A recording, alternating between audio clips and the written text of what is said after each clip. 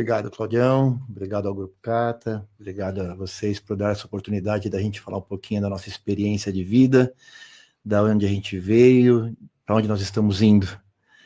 E conforme você falou, né, a gente, muitas vezes todo mundo cumprimenta, a gente fala, e aí, doutor? E aí, doutor? E aí eu gosto muito de dizer que a gente não nasceu doutor, né? Ninguém nasce médico, a gente não nasce com esse rótulo, a gente busca essa situação de uma forma que para alguns é uma vocação, para outros é um desejo, para outros é simplesmente algo que eles almejam para ter uma vida melhor. E eu, em diversas vezes da minha vida, eu ainda, até hoje, ainda me questiono qual delas que eu me encaixei. Eu acho que um pouco de cada uma, né? Eu tenho uma história de vida um pouco diferente. Eu nasci em 1968, eu tenho 57 anos. Eu sou filho da dona Irene Duarte da Silva, né? Por que eu gosto de frisar Irene Duarte da Silva, como você falou? Vamos contar lá da origem. A minha mãe, ela é a terceira filha de um casal do interior de São Paulo, de Pedregulho, que moravam na roça. E a minha mãe, ela ficou sem o pai dela quando ela tinha por volta de uns 4, 5 anos de idade. A minha avó ficou viúva, e ela fica viúva com um bebezinho na barriga, com o 6º filho na barriga ainda, com 2 meses. E essa minha avó, com apenas acho que 16, 17 anos, já com 6 filhos. Aquelas coisas do interior, né? E ela se vê numa situação que ela não tem como criar os filhos no interior, ela começa a espalhar os filhos para São Paulo, para uma prima, para uma irmã. E a minha mãe vem para São Paulo muito cedo para trabalhar, ficar numa casa de família e trabalhar como doméstica. Tá. Aos 11 anos de idade, 12 anos de idade. E ela tem essa vida, e ela, por volta dos 14 anos de idade, mais ou menos 15, ela trabalha numa casa de família, onde o dono desta casa de família tem relações sexuais com a minha mãe, com uma criança de 15 anos, ele com aproximadamente 28, 29, 30 anos, engravida ela. Ao invés de acolherem essa criança, essa menina de 15, 16 anos, eles a colocam na rua, despedem, mandam de volta para a casa dela, sugerem um aborto, e a minha mãe, jovem, guerreira, fala não, nada de aborto. Ela tem uma irmã mais velha que abraça ela, que fala, não, Irene, eu estou do seu lado, você não vai fazer isso, estou aqui do seu lado. Alguns parentes com uma condição de vida até um pouco melhor propuseram isso para ela, e ela não aceitou. E ela, sem exame de ultrassom, sem nada, ela falava, eu vou ter o Marcelo. Eu vou ter o Marcelo, ele vai nascer. E aí, ela com 16 anos, em março de 1968, ela é de 51, então, para falar a verdade, ela iria ainda fazer 17 anos, então ela tinha 16 anos, eu nasci. E isso, a gente morava, eu tenho essa pequena lembrança, morava a minha avó, ela já tinha conseguido vir para São Paulo, trabalhando de chapeira no Ponto Chique, famoso Ponto Chique, que era primo dela, o dono, por sinal, um primo que se deu bem em São Paulo, o Bilo. Trouxe ela para cá, deu emprego para minha avó ajudou minha avó a recolher os filhos, e a minha avó morava num quarto e cozinha, e aí apareceu o netinho. Aí fomos morar minha avó, essa irmã mais velha da minha mãe, minha tia Nenê, tia Alzira, a minha mãe, tia Iraci, tio José Antônio, tio Luizinho, que o Covid levou, e eu, num quarto de cozinha. Depois de um tempo, a minha mãe, ela trabalhando num escritório chamado, acho que era Ornex, no centro de São Paulo, um belo dia, minha mãe já tinha tido algumas oportunidades, algum namorado aqui, outro ali. Ela me contava que um deles, inclusive, que minha mãe era muito bonita, né, na época, diziam que ela fechava o bairro. Ela e minha tia fechavam o bairro da Vila Maria, onde elas passavam, elas eram as gatas, né? Foi feita até uma oferta para minha mãe, olha, eu namoro com você, eu caso com você, contanto que você deixe o moleque com a sua mãe. Isso não está no acordo. Ela não aceitou, ela tinha 18 para 19 anos, ela trabalhando, um belo dia, chega um senhor de 43 anos de idade na época, o senhor João Cortese, uma reunião lá no escritório, e ele de paletó, cai um botão do paletó. A minha mãe se oferece. Daí que eu arrumo isso. Eu arrumo isso daí. Não sei se você lembra, tinha um ditado antigo que dizia assim: costurou botão de viúvo, vai ficar com ele. Bingo! Bingo! Ela começou a namorar com ele, começou a se relacionar, começaram a ficar juntos. Ele começou a aparecer na minha vida como um futuro pai que eu não tinha. Abrindo um parêntese, né? Eu tenho dessa época guardada, eu tenho em casa, não sei se você já chegou a ver, registro de nascimento, onde tem filiação materna, Irene, filiação paterna, Antônio, avô materno, né, Antônio, avó Virgilina, filiação paterna, desconhecido, desconhecido, avô, sim, desconhecido.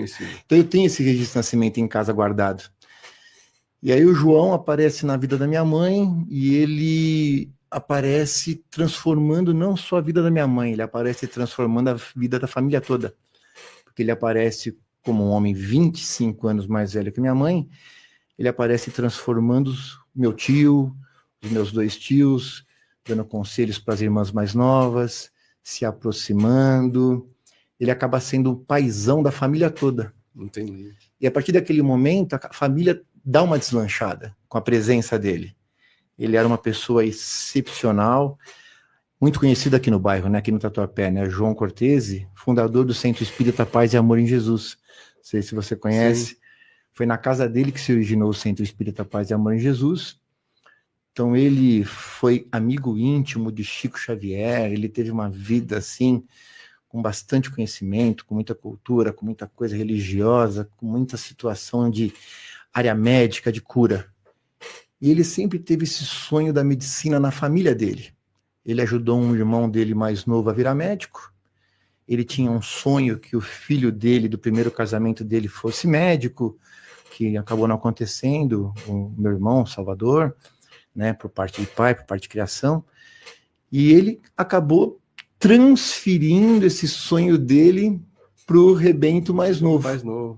Aí quando eu tinha uns 6, 7 anos de idade, mais ou menos, eu lembro que eles foram morar junto e me levaram para morar com eles. Isso foi no aeroporto, na época, na rua Moacir, o único prédio que existe, ali que dá de frente para o aeroporto de Congonhas. Nós fomos morar lá juntos, tinha acho que uns 6, 7 aninhos, e ali eu chamava ele de seu João para cá, seu João para lá, seu João para cá, não chamava ele de pai. Né? Era o seu João, era o seu João, era o seu João. Eu lembro que teve um Natal, uma reunião de família, da família deles, né? Do seu João, da filha da Estela, da filha dele, e a sogra da Estela, já falecida, dona Mariquita, acho que era uma véspera de Natal, ela me chama de lado e fala assim: Marcelinha, vem cá, por que você chama ele o tempo inteiro de seu João? Seu João, ele não é seu pai? Eu não sei se pode, era pequeno, né? Não, chamar de pai. Acho que pergunta para ele, eu acho que ele vai gostar. Cara, eu lembro que depois de um tempo, eu lembro que ele estava um dia, eu era pequenininho, ele estava fazendo a barba. A gente morava num apartamento pequeno, aqueles apartamentos que tinham um banheiro só. Sim. Não é esses apartamentos de hoje que tem cada quarto banheiro. Eram 2 quartinhos, pequenininho, apartamento de 40 metros quadrados, um quartinho aqui, um quartinho ali, um banheiro só. Eu lembro que de manhã ele fazendo a barba, que ele fazia a barba todo dia. Aí ele fazendo a barba, eu baixei para ele e falei: seu João, posso te perguntar uma coisa? Ele pode. Posso te chamar de pai? Puta merda. Cara, ele parou. Eu tinha 7, 8 anos de idade. Ele parou, ele colocou o barbeador na mesa, se ajoelhou com a barba, com creme de barbear, me deu um abraço, falou: é o que eu mais quero. É fantástico. Daquele dia em diante eu ganhei um pai. Sim. Aí depois ele acabou casando efetivamente com a minha mãe. Eu costumo dizer que eu fui no casamento da minha mãe, né? Que eu fui no casamento deles, eles casam, eles têm esse relacionamento e ele consegue transformar através de advogados, tudo, ele me registra como filho legítimo dele. Aí entra no meu documento, filiação paterna, João Luiz Antônio Cotese, avô paterno, avó materna. Aí eu ganhei toda uma descendência de italianos. Italianos. Cara, o que esse cara faz é um absurdo. Não, Absurdo não. É incrível, né? Incrível. E ele fez isso por, sabe, centenas de pessoas que ele ajudou aqui no bairro, gente que ele levantava, eles saíam de madrugada para ir dar auxílio, para fazer caridade. Ele acabou conhecendo o Chico Xavier numa dessas, né? Ele estava fumando naquela época, ele acho que ele era viúvo, tinha pouco tempo, não sei exatamente os detalhes. E ele tinha um casal de amigos que trabalhava na firma dele, um casal lá de um funcionário dele, que acho que a história exatamente é que queriam conhecer o Chico, que tinham perdido o filho. Queriam conhecer o Chico Xavier, porque aquela história daquela época, o Chico Xavier dava as mensagens, aparecia, fotografava, vinha filho ali daqui. Aí ele falou, tá bom, ele era um dos poucos que tinha carro aqui no bairro. Tá bom, eu te levo até lá, ó. Era Pedro Leopoldo, acho que na época, nem era Uberaba ainda. Levou até lá, horas de viagem, levou eles lá, entrou, deixou lá. Ele lá fora, naquela época, ele fumando o cigarro dele, tomava um esquinho, era viúvo, estava lá, deixando lá o casal lá dentro, esperando lá. O pessoal ficava até 10, 11, meia-noite, 1, 2, 3 horas da manhã.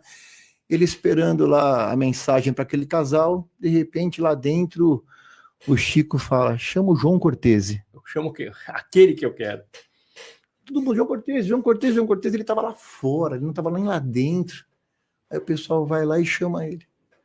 Aí ele entra, o Chico começa a falar coisas de Chico Xavier, começa a falar tudo da vida dele. Você isso, você aquilo, meu filho, isso. E dali em diante ele se transforma, ele virou aquele espírita que fundou, através da mediunidade dele, 9 centros espíritas.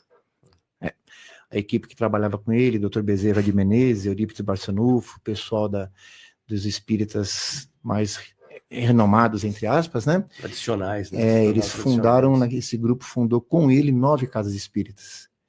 E ele passou esse desejo da medicina para mim. Teve um porém, né? Ele era tão inteligente, né?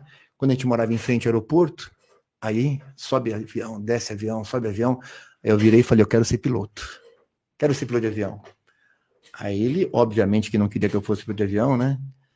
Ele me vira quando eu era pequeno, tinha acho que uns 10 anos de idade. Você quer ser piloto de avião? Quero. Então é o seguinte, ele me aparece com os negócios da Agulhas Negras lá, escola de piloto, não sei o que lá. Então você vai para tal lugar para poder ser piloto. Eu, como assim? Não, você tem que ser lá. Você vai ser piloto dos bons. Você já vai para lá o ano que vem, você vai morar lá, você vai ficar lá. Acho que eu não quero ser piloto, não. E nessa brincadeira... Ele não tinha problema, você se apresenta que eu vou proporcionar para você. E nessa brincadeira eu mudei de ideia. Aí foi daí que veio essa ideia de quero ser médico de qualquer maneira. E a gente não tinha as condições financeiras de fazer aquela escola. Até a 5ª, 6ª série estudei em colégio estadual, depois naquelas greves, nos inícios do sindicalismo, daí ele me tirou de uma escola, coloca numa escola fraca, tenta uma escola mais forte, aí você não tem aquela bagagem, você não acompanha, você dá um passo para trás, 2 anos de cursinho. Acabei entrando na faculdade com 20 anos de idade, quando eu já tinha desistido. Outra história pitoresca do João. 2 anos de cursinho, aí eu já estava sem graça, né? Barbado, fazendo cursinho, quase 20 anos de idade. Nessa brincadeira de prestar medicina em monte de lugar, eu tinha feito objetivo com 19 anos, o ângulo com 20, com 19 para 20, aí eu entrei em administração, na Oswaldo Cruz, ali na Barra Funda. Aquela história, em medicina não entrava em nenhuma, em administração eu fui 3º colocado, noturno. Terceiro colocado, para você ver como era complicado entrar em medicina e em outros cursos você conseguia. Aí eu fui fazer a matrícula, arrumei um emprego, vou virar vendedor de loja, ia trabalhar durante o dia, à noite, ia ter meu dinheirinho. Ele me pega um fim de semana e fala, vem cá, você realmente quer fazer isso? Você quer ser gerente de loja? Você quer ser administrador? Você quer trabalhar com isso? Não, pai, aqui não dá mais para ficar na sua cola, eu preciso trabalhar, ter o meu dinheiro, eu preciso fazer, até quando? Não dá para mim ficar na sua... Pô, aí ele me vira e fala, vamos fazer o seguinte, eu não estou te cobrando nada. Escolhe o melhor cursinho que tem aqui em São Paulo. Qual é o melhor? Lá tinha o Intergraus, que era 20 alunos por sala, ficava ali perto do cemitério do Araçá. Faz matrícula lá. Pega todas as aulas possíveis, de manhã, de tarde. Tenta mais uma vez, mais uma chance, vai, se esforça. Aí tá bom, já que você insiste, abandonei. Eu vou trancar a matrícula. Ele, não, nem tranca, abandona. Larga lá, não precisa nem trancar a matrícula. Não fui nem trancar a matrícula. Abandonei lá a administração, me inscrevi nesse curso. Final do ano prestei. Aí ele mandou, em vez de eu prestar FUVEST, presta lá o CES Gran Rio, porque acho que é mais tranquilo, competição é menor. Resumindo, das que eu prestei, entrei acho que em 17. De 20 e poucos que eu pensei, entrei em 17 faculdades, acabei ficando na mais perto de casa, que era a PUC de Sorocaba. Aí foi para frente, aí eu fui morar em República, em Sorocaba, eles morando em São Paulo, meu pai batalhando muito para conseguir pagar a faculdade, era a época que a gente lembra da inflação, quando mudou aquele negócio de inflação. Você pegou o Sarney nessa época. Você lembra que nós pegamos o Sarney, aí teve a mudança, o RV. O RV, aí já foi o Fernando Henrique Cardoso. Você pegou a virada, 1991, 92, 94, 93 para 94. E aí não tinha condições de pagar, nós entramos com aqueles negócios de justiça, pagar em juízo, uma boa parte da minha classe se formou pagando em juízo, porque quando entrou a RV não tinha um padrão de para quanto que vai a faculdade. Era um por um, virou $1. Não tinha como pagar, era impagável. Meu pai acabou perdendo emprego, ele foi virar gerente de posto de gasolina, a minha mãe fazendo bico para conseguir pagar a faculdade para mim, ainda pagar a república, pagar a faculdade, manter fora de casa, manter a casa em São Paulo, sabe? Então foi uma loucura, foi um negócio difícil, mas foi aquilo que acaba te dando mais valor, né? Você acaba entrando e valorizando mais o que você faz, que a família inteira fez para você estar lá, como você conseguiu chegar lá, com a ajuda que você teve. Teve até um amigo meu, um colega um dia falou, amigo não, né? Ele falou assim, você deu sorte. Eu falei, eu dei sorte? Porra! Eu dei sorte, você deu sorte. Acho que ele quis dizer por causa do meu pai, né? O seu João. Eu dei sorte, ele foi para a faculdade para mim, ele fez vestibular, ele ficou 6 anos morando fora, ele estudou 6 anos fora, ele fez todos os plantões que eu fiz. Eu dei sorte. Você viveu isso lá? Dentro da minha eu fiz a parte clínica, né? Não fiz a parte da cirurgia. Eu trabalhei com a equipe clínica do Dr. Ricardo Melo, que era associado com outras equipes, né? Que a gente tinha as aulas teóricas, tinha as aulas de clínica, tinha as aulas práticas, mas da parte da cirurgia, não. Eu sempre gostei da parte de clínica, a parte de imagens. Até hoje, eu vindo para cá hoje com o Vitor, né, nosso assistente de marketing lá da clínica, né? Aliás, deixa eu mandar um abraço para a clínica inteira. Não, tem que mandar, tem que mandar clínica, um abraço para todo mundo da clínica, Arlete, Mari, Bianca, Isabela, Letícia, todo mundo, Vitor, a minha esposa, a Vanessa, minha filha, Isabela. É hora do pessoal mandar no chat aqui umas perguntinhas aqui. Tá muito light esse negócio aqui, pode apimentar o negócio. Porque o Vitor, é aquela história, você voltando um pouquinho, um passo para trás, né? Eu vindo para cá, é uma história interessante. Ele pergunta para mim assim, quando que você resolveu que você ia ser cardiologista? Como assim? A gente entra na faculdade de medicina, você não sabe, porque a medicina ela é tão ampla, ela te dá tanta abertura, tem tanta coisa legal para fazer. Eu brinco com a minha filha ela vai fazer o que ela quiser, óbvio. Eu gostaria que ela fizesse medicina? Óbvio que sim, porque é o que eu tenho para oferecer. Sim. Agora, se ela quiser ser economista, se ela quiser ser advogada, ser engenheira, turismo, ela vai fazer o que ela quiser, né? A gente não vai obrigar ninguém a estudar o que a gente quer. Mas eu brinco assim, eu falo para ela, se você gosta de psicologia e gosta de conversar, a medicina te dá psiquiatria. Você gosta de trabalhar com dieta, regime, alimentação, nutrição, a medicina te dá endocrinologia. Você gosta de trabalhar com engenharia, com cálculos, tudo, você tem a biomedicina, a bioengenharia, você tem a ortopedia. Você gosta de trabalhar com beleza, com estética, cirurgia plástica, dermato. Cara, vida, ginecologia, pediatria, criança. Eu não sabia que eu queria ser. Aí eu entrei lá, aí ele me perguntou, como é que você resolveu ser cardiologista? No 3º ano de faculdade, a gente, calor em Sorocaba, insuportável, como era quente aquela cidade. A gente estava ali no hospital, aí tinha um paciente ali no Leonor Mendes de Barros, que tinha que fazer um ecocardiograma, um ecodopplercardiograma. Cara, na época eu nem sabia direito que era isso, né? Porque filho de pobre não sabe direito que são essas coisas chiques.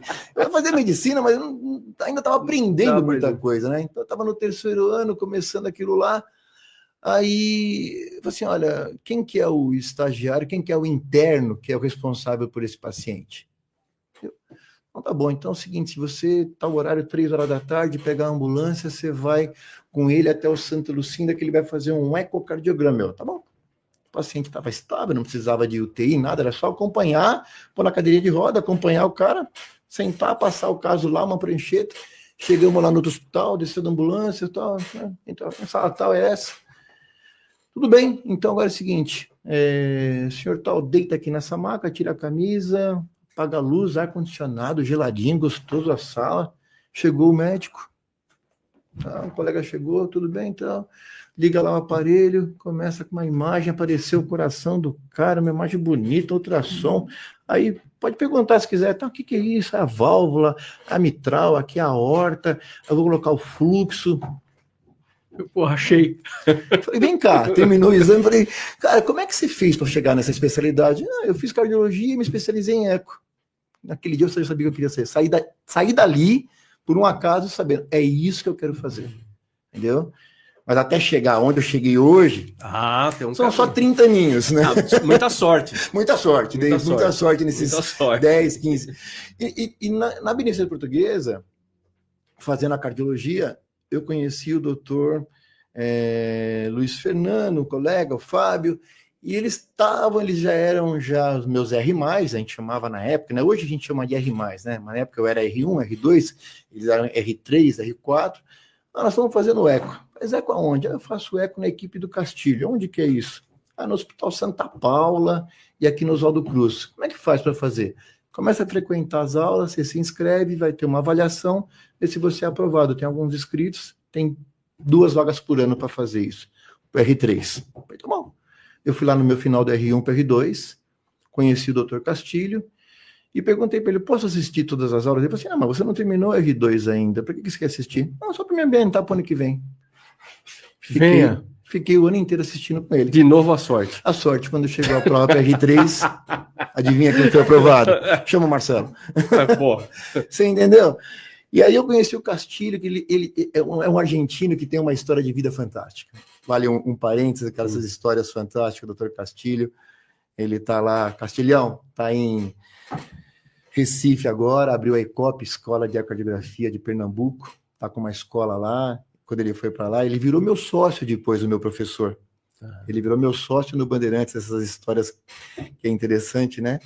Mas o Castilho, ele tem a história dele, né? Ele tá lá na Beneficência Portuguesa, ele veio de Argentina, se eu não me engano, é de Mendoza ou Córdoba, qual faculdade que é. Ele vem para São Paulo para fazer hemodinâmica. O doutor Ariê, que na época era sumidade naqueles anos, começando os cateterismos, os stents da vida. O Castilho vem de lá para fazer isso. E o Castilho, trabalhando com hemodinâmica, ele tem uma pneumonite radiológica. Um problema no pulmão que foi chegado o diagnóstico que ele não poderia mais. E é um gênio, um cara assim inteligentíssimo. Não vai poder fazer hemodinâmica mais. E o cara veio para São Paulo, da Argentina, já com uma parceira, uma esposa aqui em São Paulo. Vou fazer o quê?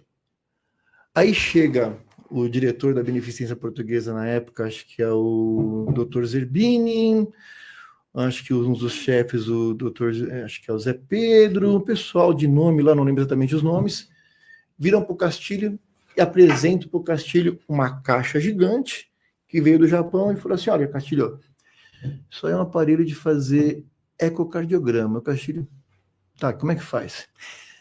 Os caras dão o manual para ele, tá aqui o manual, em japonês. Porra, fácil. E, cara, a gente não tem ninguém para fazer isso. Quer pegar o serviço aqui na BP? Chegou essa máquina, a gente não sabe quem faz. Quer fazer? Quero. Abriu a máquina, chamou um paciente que ele sabia qual era a valvulopatia. Era um paciente com uma estenose mitral. Aí ligaram a máquina, aprenderam a fazer o liga e desliga. Diz ele que o primeiro eco dele demorou quase 12 horas. Ele entendeu o que ele estava fazendo. Então ele escreve um dos primeiros livros de ecocardiografia do Brasil, vira uma sumidade, e aí eu dei sorte de no futuro ir fazer eco com esse cara. Ele foi um dos primeiros chefes de eco da Agência Portuguesa, depois ele sai, ele monta o serviço no Hospital Santa Paula, no Oswaldo Cruz, e eu vou trabalhar com ele. Fico com ele fazendo meu estágio de eco. Nesse meio tempo, eu acabo assumindo, entro no Hospital Cristo Rei, lembra dos Cristo Rei? Cristo Rei, claro. Opa! Cristo Rei, quando eu estava com 6 meses de formado, foi onde apareceu o meu primeiro emprego hospitalar. Antes disso, eu tinha trabalhado naquela ambulância Golden Shield, que vocês devem ter feito algumas certificações para Golden Shield, liberar as ambulâncias para eles. Foi meu primeiro emprego, 6 meses trabalhando ali. Depois, meu primeiro hospital, com 6 meses de formado, eu trabalhei no Cristo Rei. Aí eu peguei um plantão lá no Cristo Rei. Numa terça-feira eu fazia plantão, aí tinha um diretor clínico do Dr. Edgar, tinha lá os japoneses que eram os donos. Conheci o Dr. Edgar. Edgar, ortopedista, gente boníssima, casado com a doutora Marta, dermato aqui da região. Aí passaram alguns meses, eu trabalhava lá, já estava terminando meu R1, R2 na Beneficência Portuguesa, plantão aqui no Cristo Rei, saía de casa segunda-feira de manhã, voltava para casa terça-feira à noite, ia com mala, dormia terça-noite em casa, saía de casa quarta de manhã, voltava para casa quinta-feira à noite, dormia de quinta para sexta, voltava para casa sábado, fazia plantão em Campinas de 15 em 15 dias, Vila Mariana domingo de 15 em 15 dias, e tinha muita sorte. Muita sorte. Dormia 2, 3 noites por semana em casa. Muita sorte. Aí, o que aconteceu? O Edgar me vira, depois de uns 6 meses aqui no Cristo Rei. Cristo Rei, na época, eles tinham um chefe de plantão no PS, e tinha alguns problemas do pronto-socorro. O Edgar me chama, eu indo para R1, o Edgar me chama um dia lá, o diretor clínico quer falar com você, Marcelo. Eu falei, tá bom, vamos lá. Eu falei, pronto, né? Deu problema, né? Vamos ver o que o diretor clínico quer, né? Chego lá, né? Bateu um papo com o doutor Edgar. Senta lá, Marcelo, o negócio é o seguinte, você tá aqui com a gente já faz quase 6 meses, 8 meses, toda terça-feira, né? Toda terça-feira. Eu tinha começado na segunda. Eu desisti da segunda, não gostei, porque os plantões de terça, noite e quarta eram melhores, porque de segunda era muito caso do pessoal vir pegar atestado médico, aquilo me irritava muito. De terça, o pessoal evita isso. Aí o Edgar falava assim, Marcelo, plantão de terça é um dos plantões que dá menos problema para mim, é um plantão resolutivo, eu não tenho nenhuma chamada, nunca me ligam. O que você faz? Sei lá, Edgar, bate aqui no peito, vamos resolver. Bate e resolve, bate e resolve. Você não quer assumir o PS? Como assim, Edgar? Eu sou R1, tô indo para R2. Não, mas você assume o pronto-socorro, você vai ficar chefe do pronto-socorro inteiro. Oi, mais sorte de novo. Tá bom. Como assim?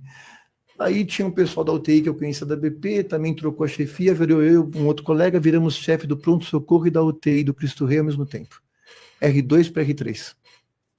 2 anos de formado, 3 anos de formado. Antecipou. E a sorte de ir ajudando bastante a gente. Ia trabalhando e indo. E fomos trabalhando. E essas coisas que você falou agora há pouco, que você falou que, como é que você disse, o trem passa, o carro passa, você tem que montar em cima. O trem passa uma vez. O trem passa uma vez, né? Eu tenho uma história dessa que aconteceu exatamente como você está falando. Eu tinha, nesse meio tempo, ficado no Santa Paula, terminada a meu estágio, residência com Castilho. Aí eu tinha saído de lá, eu já tinha conhecido a Vanessa, que viria a ser a minha esposa, né, e minha namorada, e depois já tinha ficado noivo. Aí eu já tinha trabalhado no Cristo Rei, o Cristo Rei tinha fechado, já tinha ganho dinheiro no Cristo Rei, me dei muito bem no Cristo Rei numa época muito boa, fiz uma festa de casamento para 250 pessoas, com banda, paguei tudo, meu pai não precisou de nada, nem mãe, deu tudo certo. E o Cristo Rei fechou. E a gente ficou naquela meio sem perna, né? E aquela história, né, onde Deus fecha uma porta, abre 2 janelas, né? E eu trabalhava na Beneficência Portuguesa de Santo André, que o Kamal, os colegas me levaram para lá. E aí eu tenho um amigo, um sócio de uma empresa que eu tinha, Luiz Aníbal, um cirurgião, e aí ele falou assim, Marcelo, você tá com tempo livre? Eu falei assim, Luiz, tempo livre eu não tô, já tô ocupando todo o meu tempo com outras coisas. Não, o Cristo Rei fechou, você faz eco, você tá na BP de Santo André, eu queria que você conhecesse um pessoal aqui do Hospital Bandeirantes. Eu falei, quem? O Walter Moras, sócio dele, e que você bater esse papo com eles. Eles estão precisando de alguém para fazer eco. Eu falei, tá bom, vamos lá bater um papo, conversar não custa nada, né? Peguei uma tarde, eu e a Van fomos lá, ela era do lado ali onde tem o MASP, né? O escritório deles era ali na Peixoto Gomide, o consultório, fui lá, conheci o consultório, sentei lá com o sócio, agora até me falha a memória o nome do sócio do Walter, era um nome diferente, sentei com o sócio do Dr. Walter lá, ele falou assim, olha, o Luiz Aníbal falou muito bem de você, que para conversar com você, para você assumir o eco nas tardes do Hospital Bandeirantes. Como assim nas tardes? Não, porque de manhã nós temos um colega que faz todo dia de manhã, mas a gente quer que fique alguém toda tarde lá. E esse colega não quer ficar à tarde, então a gente queria que alguém ficasse toda a tarde lá e assumisse os fins de semana também. Falei, cara, eu não tenho horário. Eu levei meu currículo para ele resumido, né? Aqui meu currículo, eu estou trabalhando, estou aqui. Ele perguntou mais ou menos igual você, como é que é a sua vida? Esse bate-papo, ele me abriu uma gaveta, ele pegou assim, falou assim, olha, Marcelo, é o seguinte, ó, eu tenho esse cara aqui do INCOR, enorme o currículo, tem esse aqui que é professor disso. Cara, mas eu quero um cara igual você, eu quero um cara que faz. Carro apertado anda mais. Eu falei assim, cara, mas eu não tenho tempo. Ele falou, vamos fazer o seguinte, hoje é sexta. Vamos fazer o seguinte, você tem até segunda para me dar a resposta. O valor fixo é esse, é X para você pegar o serviço, toda a parte da tarde, mais os fins de semana. Falei, tá bom, vou pensar. Fui embora, falei para a Vanessa, vamos visitar aqui o MASP, estava tendo uma exposição lá, vamos visitar o MASP. Visitamos lá, fomos para casa. Aí chegamos em casa, aí tô lá em casa, naquele tempo era mais o telefone fixo que funcionava, mais do que o celular, Sim. né? Eu tinha deixado o meu telefone, ela tocou o telefone em casa, na sexta-feira à noite. Toquei o telefone, eu fui atender, era esse colega, né? Sócio Dr. Walter. Oi, Marcelo, tudo bem? Tô te ligando porque tem uma pequena mudança em relação àquela proposta dos Hospital Bandeirantes. Ah, é? Tem uma pequena mudança. Eu falei assim, tudo bem, vocês não vão querer mais, tá? Entendo, sem nenhum problema. Não, é que nós conversamos com aquele colega que está durante o dia, de segunda a sexta, ele falou que já que iria entrar você à tarde, ele não quer mais, ele quer entregar o serviço inteiro. Oi? Não, então, a gente dobra o valor. E a área é sua. O hospital inteiro é seu, de segunda até domingo. Mas eu não tenho horário. Monta a sua equipe, faz o que você quiser, se vira. Mas me entrega. Segunda-feira você me responde. Fiquei naquela, pego ou não pego, né? Pedimos comida chinesa, eu e a Van. Aí você vai abrir aqueles biscoitinhos, né? Sai a frase. Olha o trem passando. Cavalo alado não passa todo dia na sua porta. Montei. Mostrei pra Vanessa, falei, Van, vamos subir em cima, né? Não tinha equipe, não tinha horário, não tinha como assumir. Falei pra ele, assumo, tudo. Beleza. Isso. Segunda-feira comecei a telefonar para todo mundo para trabalhar comigo. Liga para um, não dá, liga para outro, talvez, ligo para o outro, não, talvez, não fico. Liguei para o Dr. Castilho, que tinha sido meu chefe, me ensinou tudo. Meu pai tinha sido muito amigo dele, no tempo que eu fiquei lá no Santa Paula. Ele e meu pai viraram amigos, ele tinha ido para minha chácara, a chácara do meu pai, onde meu pai se aposentou, foi morar no interior. Liguei para o Castilho. Castilho, estou com uma situação aqui no Hospital Bandeirantes, preciso de alguém para trabalhar comigo. Vem almoçar comigo, Marcelo. Tá bom, tô indo. Pode vir, vem almoçar comigo, eu bato um papo com você. Cheguei lá na sala do Castilho, no Santa Paula, sentamos no escritório. Então, como é que é lá, Marcelo? O que você vai fazer lá? Contei essa mesma história para ele. Eu conheço o Walter, conheço todo mundo lá no Hospital Bandeirantes, conheço a diretoria clínica, esse pessoal das antigas, eu conheço todo mundo. Eu tenho uma pessoa para ir com você, Marcelo, eu tenho. Opa, quem que é? Não, só que é o seguinte, você vai ter que... Essa pessoa vai de cabeça com você, vai tudo para Santa Paula, aí vai levar um monte de coisa. Tudo bem para você? Ele me pega um papel, ele abre a mala dele, ele me tira e faz assim. Eu acabei de entregar minha carta de demissão hoje aqui no Santa Paula, eu estou sem emprego, posso ir trabalhar com você? Putz! Você leva o professor com você. Dá para acreditar? É isso. Eu virei para os caras e falei assim, olha, minha equipe está montada.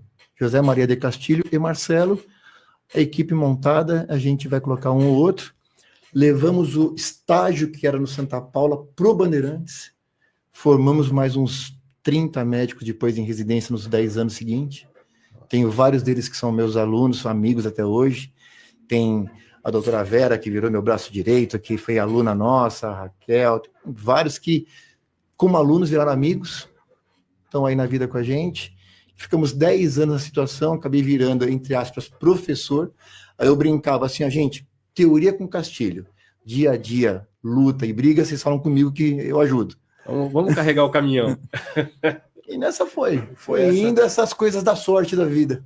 A sorte, né? E pessoal, foram coisas incríveis que foram acontecendo, que aí a gente fala, Deus ajuda, mas aquela história, você tem que estar apto a trabalhar, você tem que estudar, você tem que se esforçar, você tem que estar ali batalhando, porque não adianta.